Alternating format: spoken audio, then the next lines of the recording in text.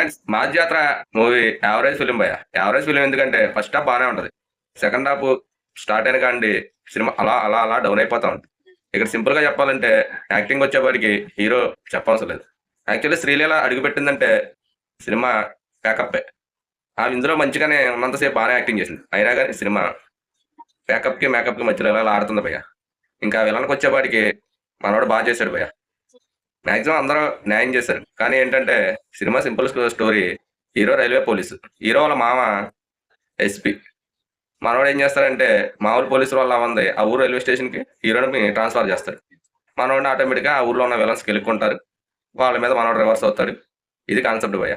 అదే కాన్సెప్ట్లో రైల్వే స్టేషన్లో గంజా దొరుకుద్ది. విలన్ మీద అటాకింగ్ చేయడం ఇది చేస్తాడు. ఆటోమేటిక్గా సినిమా అయితే గంజా కోసం. ఇప్పుడు విలన్ గంజాయిని ఒక 100 బస్తాలు పట్టుకుంటాడు భయ్య హీరో. ఆ 100 బస్తాలు విడిపించడం కోసం సినిమా అయిపోద్ది. విలన్స్ చచ్చిపోతారు. భయ గంజాయి అనేది బోళ్ళంత ఉంటుంది కదా. ఆ 100 బస్తాలతో సినిమాని ఎండ్ చేసేయాలని ఎలా అనుకున్నారు? అయినా అదే సరుకుతో సినిమా తీయాలని కాన్సెప్ట్ ఎలా వచ్చింది? డైరెక్టర్ ఇక్కడ ఫెయిల్యూర్ అయ్యాడు భయ. ఇంకా వేరే కాన్సెప్ట్ ఏమైనా తీసుకోవాల్సింది. ఎనీవే యావరేజ్ ఫిలిం ఒకసారి చూడొచ్చు, అంతకుమించి వేస్ట్. ఓకేనా? బాయ్.